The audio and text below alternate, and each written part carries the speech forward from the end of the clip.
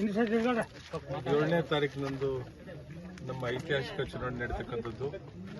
ಇವತ್ತು ಮಹೇಶ್ ಅವರು ಕೂಡ ಇವತ್ತು ಕಾಂಗ್ರೆಸ್ ಬಿಟ್ಟು ಅಪಾರವಾದ ಅಭಿಮಾನಿಗಳ ಜೊತೆಗೆ ಈಗಾಗಲೇ ಬಿಜೆಪಿ ಸೇರ್ಕೊಂಡಿದ್ದಾರೆ. ನಾನು 1 ವರ್ಷ ಆಯ್ತು ಸೇರ್ಕೊಂಡು. ಬಂಗಾರಪ್ಪರ ಕುಟುಂಬನ, ಅದು ವಿಶೇಷವಾಗಿ ಮಧು ಬಂಗಾರಪ್ಪರ ನಡವಳಿ ನೋಡಿಕೊಂಡು ನಾವು ಇವತ್ತು ಬಿಜೆಪಿಯಲ್ಲಿ ಸನ್ಮಾನ್ಯ ರಾಘವೇಂದ್ರ ಅವರ ನೇತೃತ್ವವನ್ನು, ನಾಯಕತ್ವವನ್ನು, ಸನ್ಮಾನ್ಯ ಯಡಿಯೂರಪ್ಪನವರ ನಾಯಕತ್ವವನ್ನು ಒಪ್ಪಿಕೊಂಡು ಬಂದಿದ್ದೀವಿ. ಇಲ್ಲಿ ಯಾವುದೇ ರೀತಿ ಭೇದ ಭಾವ ಯಾವತ್ತೂ ಇಲ್ಲ.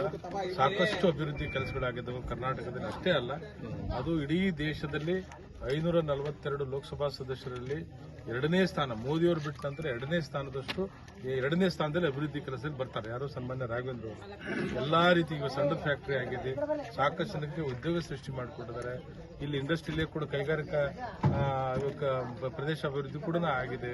ಆಮೇಲೆ ಆ ಕಡೆ ಸಾಯಿ ಗಾರ್ಮೆಂಟ್ಸ್ ಅಂತೇಳಿ ಅಲ್ಲಿನೂ ಉದ್ಯೋಗ ಸೃಷ್ಟಿಯಾಗಿದೆ.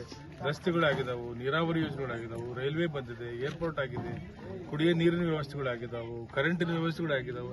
ಎಲ್ಲಾ ರೀತಿ ಬಹುಶಃ ಇದು ಇವತ್ತು ಒಂದು ಮಾದರಿ ತಾಲೂಕು ಅಷ್ಟೇ ಅಲ್ಲ, ಮಾದರಿ ಜಿಲ್ಲೆನೂ ಕೂಡ ಆಗಿದೆ. ಜಿಲ್ಲಾ ಮಟ್ಟದಲ್ಲಿ ಏನೇನು ಅಭಿವೃದ್ಧಿ ಕೆಲಸಗಳಾಗಬೇಕು ಅದು ಆಸ್ಪತ್ರೆಯಿಂದ ಹಿಡ್ಕೊಂಡು ಎಲ್ಲಾ ರೀತಿ ಕೆಲಸಗಳು ಇಲ್ಲಿ ಆಗಿದ್ದವು. ಹಾಗಾಗಿ ಮತ್ತೊಮ್ಮೆ ನಾವು ರಾಘವೇಂದ್ರ ಅವ್ರನ್ನ ಗೆಲ್ಲಿಸೋದ್ರಿಂದ ಮುಂದಿನ ದಿನಗಳಲ್ಲಿ ಅವರು ನಮಗೆ ಸಚಿವರಾಗಿ ಬರ್ತಾರೆ. ಇನ್ನೂ ಸಾಕಷ್ಟು ಕೆಲಸಗಳನ್ನು ಮಾಡಲಿಕ್ಕೆ ಅನುಕೂಲ ಆಗತ್ತೆ. ದಯಮಾಡಿ ನೀವೆಲ್ಲರೂ ಕೂಡ ಸಣ್ಣದಿಂದ ಅಷ್ಟೆಲ್ಲ ನಿಮ್ ಸಂಬಂಧ ಎಲ್ಲೆಲ್ಲಿದೆ, ಬೇರೆ ಬೇರೆ ಕಡೆ ತಾಲೂಕಾದ್ಯಂತ ಎಲ್ಲ ಕಡೆ ಹೌದಾ, ಇಲ್ಲಿಂದ ಸಂಬಂಧಗಳು ಈಗ ಸೊರಬದಾಗ ಇದಾರೆ, ಸಾಗರದಲ್ಲಿದ್ದಾರೆ. ಅವ್ರೆಲ್ಲರಿಗೂ ಫೋನ್ ಮುಖಾಂತರ ಹೇಳಿ, ಬಂದಾಗ ಹೇಳಿ ಇಲ್ಲ ಬಿಜೆಪಿನೇ ಇದಕ್ಕೆ ಪರ್ಯಾಯವಾಗಿ ನಮ್ಮ ದೇಶಕ್ಕೆ ಅಭಿವೃದ್ಧಿಗೆ ಬೇಕೇ ಬೇಕು. ಅದು ವಿಶೇಷವಾಗಿ ನಮ್ಮ ಸನ್ಮಾನ್ಯ ಲೋಕಸಭಾ ಸದಸ್ಯರ ನಾಯಕತ್ವ ಬೇಕು.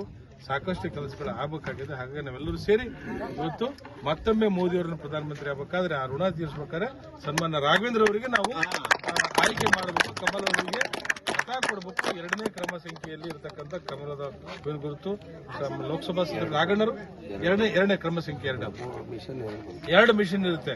ಅಲ್ಲಿ ಎಡಗಡೆ 1, 2, 3 ಬರುತ್ತೆ. ಯಾಕಂದ್ರೆ 23 ಬರೋದ್ರಿಂದ 2 ಬರುತ್ತೆ. ಅಲ್ಲಿ ಒಂದು ಈ ಕಡೆ ಎಡಗಡೆ ಬರುತ್ತೆ. 2ನೇ ಕ್ರಮ ಸಂಖ್ಯೆಯಲ್ಲಿ ರಾಘವೇಂದ್ರ ಅವರ ಫೋಟೋನು ಕೂಡ ಹಾಕಿದ್ದಾರೆ. ಕಮಲದ ಹೂ ಇದೆ, ಅವ್ರ ಮುಖ ನನಗೆ ಗೊತ್ತಿದ್ದಿಲ್ಲ ಎಲ್ಲರಿಗೂ. ನೋಡಿ, ದಯಮಾಡಿ ನೀವೆಲ್ಲರೂ ಹಾಕಿ ಸಹಕಾರ ಮಾಡಿ ಆಶೀರ್ವಾದ ಮಾಡಬೇಕು ಅಂತ ಕಳಕಳಿ ಮಾಡಿ.